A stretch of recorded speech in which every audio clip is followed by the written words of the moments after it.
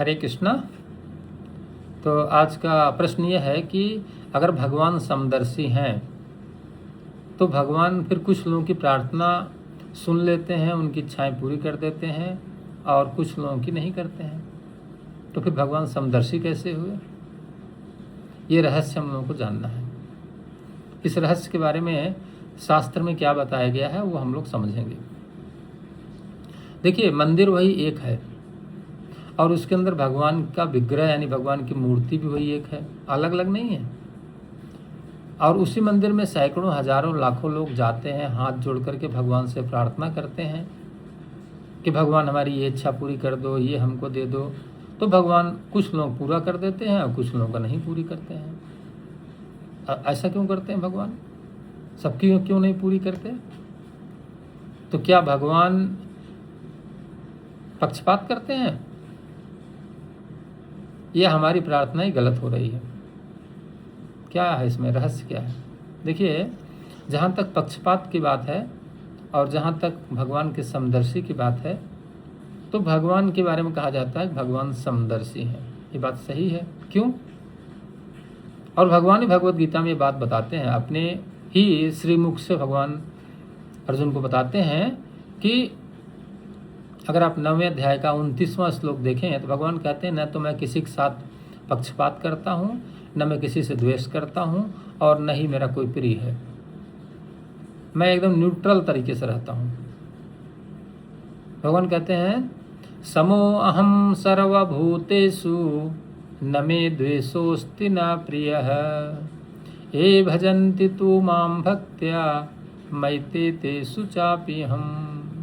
न मैं, भगवान कहते हैं, समो अहम सर्वभूतेषु। समो अहम माने मैं सबके लिए एक समान हूँ। सर्वभूत, सभी प्राणियों के लिए। ऐसा नहीं है कि भगवान कुत्ते से, गाय से, ब्राह्मण से, शूद्र से अलग तरीके से व्यवहार करते हैं। सबके समान भगवान कह रहे हैं, एक समान। तब फिर यहाँ पर कुछ लोगों की इच्छा क्यों पूरी कर रहे हैं भाई? देखने में तो यही आ रहा है। तो अब हमको समझना है कि प्रॉब्लम कहाँ है। वही चीज़ तो इम्पॉर्टेंट है। आज 98 से 99% लोग प्रार्थना करना जानते नहीं कि कैसे प्रार्थना की जाती है। देखिए, भगवान के सामने जा कर के कुछ मांगना कोई गलत बात नहीं है। क्यों नहीं गलत बात है? अरे भाई, वो देने वाले हैं, तो उनसे नहीं मांगेंगे तो किससे मांगेंगे हम? अगर किसी को धन की आवश्यकता है, किसी को नौकरी की आवश्यकता है, बिजनेस में प्रॉफिट की आवश्यकता है, मान सम्मान की आवश्यकता है, पद की आवश्यकता है, शरीर में कोई कष्ट है, उसको ठीक कर जाके मांगिए, क्या प्रॉब्लम है? मांग सकते हैं आप, मांगना भी चाहिए। भगवान स्वयं भगवत गीता में बताते हैं कि 4 प्रकार के लोग मेरे पास आते हैं और मैं उनको अपना भक्त मानता हूँ। अगर आप पढ़ें तो भगवान बताते हैं इस चीज़ को। 7वें अध्याय का 16वां श्लोक है भगवत गीता का। भगवान कहते हैं कि चतुर्विधा भजन्ते माम जना सुकृतनो अर्जुन आर्त जिज्ञासु अर्थार्थी ज्ञानी च भरतर्षभ। चतुर्विधा भजन्ते माम, 4 प्रकार के लोग मेरा भजन करते हैं। 4 प्रकार के लोग मेरे भक्त हैं। कौन कौन से? आर्त, आर्त माने जिसके कोई पीड़ा हो, शारीरिक पीड़ा, मानसिक पीड़ा हो, जो बेचारा बहुत परेशान हो, वो भगवान के पास जाता है। जिज्ञासु, जो कुछ जानना चाहता है। अर्थार्थी, जो धन की जिसको लालसा है, धन कमाना चाहता, धन पाना चाहता, वो। और चौथा, ज्ञानी च भरतर्षभ, वो भक्त जो भगवान के बारे में जानना चाहता है, आत्मा के बारे में जानना चाहता है, ऐसा ज्ञानी भक्त। तो 4 प्रकार के लोग भगवान की शरण में जाते हैं। भगवान कहते हैं ये मेरे पास आते हैं और मैं इनको वो चीज़ें पूरी करता हूँ। तो अब बात ये हो रही है, तो भगवान जब सब कुछ ठीक ठाक बोल रहे हैं तो भगवान फिर ये कुछ लोगों की इच्छा पूरी कर रहे हैं, कुछ नहीं पूरी कर रहे हैं, तो कहाँ प्रॉब्लम है? देखिए, अगर भगवान के सामने कोई गया और भगवान के सामने अपनी बात रखा और भगवान ने उसकी इच्छा पूरी कर दी, तो प्रश्न ये बनता है कि जब हमारी इच्छा पूरी हो गई तो उसके बाद भी क्या हम उसी श्रद्धा के भाव से भगवान के पास जाते हैं या नहीं जाते हैं? अगर उसके बाद भी हम उसी श्रद्धा से भगवान के पास जा रहे हैं तो इसका मतलब है कि हमारा भगवान के साथ प्रेम का संबंध है, और यदि नहीं तो कहीं न कहीं स्वार्थ छिपा हुआ है। जैसे मान लीजिए कि अगर आपके पास कोई व्यक्ति तब आपको याद करे, तब वो आपके पास आए जब उसको कोई आवश्यकता हो, और जैसे उसकी आवश्यकता पूरी तैसे आपको भूल जाए, जब फिर कोई आवश्यकता हो तो फिर आ जाए, तो ये क्या प्रेम का संबंध हुआ या स्वार्थ का संबंध हुआ? जाहिर सी बात है कि स्वार्थ का संबंध है। तो जो लोग ऐसा करते हैं वे ठीक नहीं करते हैं कि हमारा काम खत्म, अब मैं जब जरूरत पड़ेगी तो फिर चला जाऊंगा भगवान के पास। तो भगवान से व्यापार कर रहे हैं। भगवान व्यापार की चीज़ नहीं है। भगवान से हमें प्रेम का संबंध स्थापित करना। ठीक है, आज कोई चीज़ नहीं जाके मांगिए, भगवान देंगे, परंतु प्रेम क्यों नहीं? तो एक बात हमें ये ध्यान रखना है, यह है कि प्रार्थना का जो रहस्य है वो स्वयं को बदलना है, न कि कोई चीज़ की मांग करना है। अगर कोई व्यक्ति इस प्रकार से अपने को चेंज कर रहा है तो भगवान क्या करते हैं, उसको सही दृष्टिकोण दे देते हैं। जब हम भगवान के साथ जाते हैं तो हमें भगवान से क्या मांगना चाहिए, वास्तव में क्या मांगना चाहिए। ठीक है, ये भौतिक संसार की वस्तुएं, हमारे शरीर की आवश्यकता है, हमने मांग लिया, लेकिन क्या हमें यही मांगना चाहिए? क्या हमारी यही आवश्यकता है? वास्तव में अगर देखा जाए तो भगवान से हमें ये मांगना है कि हे प्रभु, परिस्थिति कोई भी क्यों न हो, हमें ऐसी दृष्टिकोण दीजिए, हमें ऐसी दृष्टि दीजिए कि जब परिस्थितियां हमारे विपरीत हों तो मैं उसको सही ढंग से सहन करने की क्षमता अपने अंदर विकसित कर सकूं, और जब परिस्थितियां हमारे अनुकूल हों, जब हमें सब कुछ मिल रहा हो, तो मैं आपको न भूल पाऊं। ये भगवान से जाकर के हमें मांगना चाहिए। ऐसा ना हो कि बस हमारा काम बना और हम अब चले। तो जो लोग ऐसा करते हैं वे लोग स्वार्थी हैं। तो भगवान कहते हैं कि जब कोई मुझसे स्वार्थ का संबंध स्थापित करना चाहता है तो मैं भी उससे स्वार्थ का संबंध स्थापित करता हूँ। ये यथा माम प्रपद्यन्ते तान् तथैव भजामि हम, मम वर्तमानुवर्तन्ते मनुष्या पार्थ सर्वशः।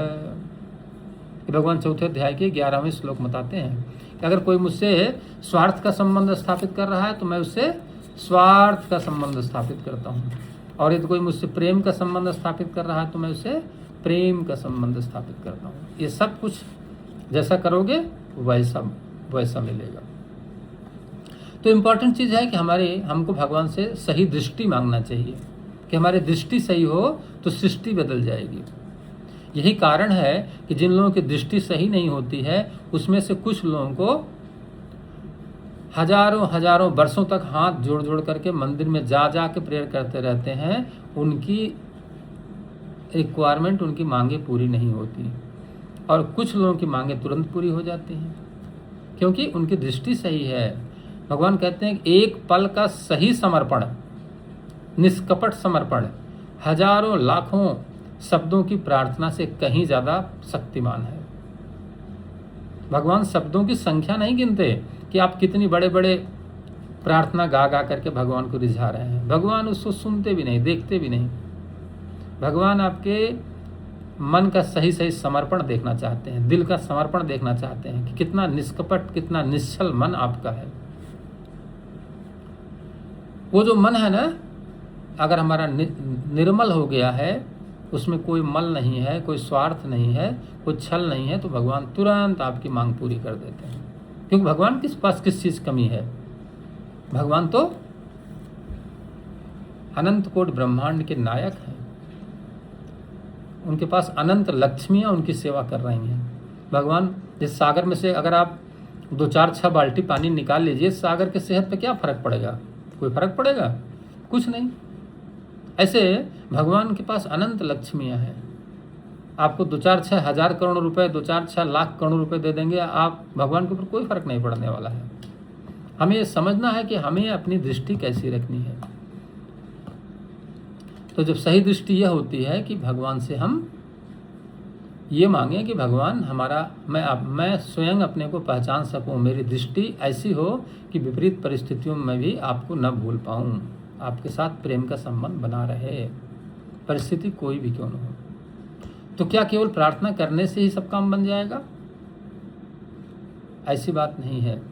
प्रार्थना और कर्म ऐसे हैं कि प्रार्थना से कर्म करने की दिशा मिलती है। जैसे अगर कोई किसान अपने खेत में बीज न डाले और केवल रोज खेत में जा करके हाथ जोड़ के भगवान से कहे कि इस बार फसल बहुत बढ़िया दे दीजिएगा, और खेत में वो बीज ही नहीं डाले, तो क्या फसल आएगी? वो प्रार्थना करता रहे सालों साल, क्या कई साल प्रार्थना करता रहे, कोई फसल नहीं आएगी, क्योंकि उसने कर्म तो किया नहीं। तो भगवान कहते हैं कि कर्म करने की सही दिशा प्रार्थना से मिलती है। जब आप प्रार्थना करते हो तो आपके अंदर विनम्रता आती है, भगवान के सामने समर्पण करने की भावना आती है, भगवान के सामने अहंकार समाप्त करते हो। भगवान के सामने कोई झुकता है, दंडवत प्रणाम करता है तो अपना अहंकार नष्ट कर देता है, और यदि कोई नहीं झुकता है तो अहंकारी बना रहता है। अरे मैं तो इंजीनियर हूँ, मैं कैसे जा करके मंदिर में, मेरा कपड़ा खराब हो जाएगा, मेरा टाई खराब हो जाएगी, मैं कैसे झुक सकता हूँ, मैं तो खड़े खड़े हाथ जोड़ लिया हूँ। अभी भी आपके अंदर अहंकार है, मैं तो डॉक्टर हूँ, मैं तो IAS हूँ, मैं तो मिनिस्टर हूँ, मैं कैसे झुक सकता हूँ। तो ये अहंकार कहाँ जा रहा आपका? जब तक जाएगा नहीं तब तक विनम्रता कहाँ से आएगी? आप कुछ भी हो, आप लक्ष्मीपति तो नहीं हो ना। करोड़पति बन सकते हो, अरबपति बन सकते हो, खरबपति लक्ष्मीपति तो नहीं बन सकते हो ना। लक्ष्मीपति तो एक ही हैं, वो कौन है? वो भगवान कृष्ण हैं। अगर आप लक्ष्मीपति बनने की कोशिश करेंगे तो भगवान कहते हैं कि लक्ष्मीपति केवल एक ही हुआ है, दूसरा कोई नहीं हो सकता है। हाँ, आप लक्ष्मी पुत्र बनने की कोशिश करिए, भगवान आपको लक्ष्मी पुत्र के रूप में स्वीकार कर लेंगे, आपको जो डिमांड है सब दे देंगे। तो जब भगवान सब कुछ जानते हैं कि हमें क्या चाहिए और क्या नहीं चाहिए, तो उनके सामने हमें प्रार्थना करने की क्या ज़रूरत है? कुछ लोग ऐसा सोच सकते हैं कि भगवान तो सब कुछ जानते हैं, कब हमें क्या चीज़ दिया जाना चाहिए। बिल्कुल सही बात है, भगवान सब जानते हैं, लेकिन प्रार्थना करने से क्या होता है कि हमारे अंदर विनम्रता आती है, प्रेम बढ़ता है, दासत्व हम स्वीकार करते हैं।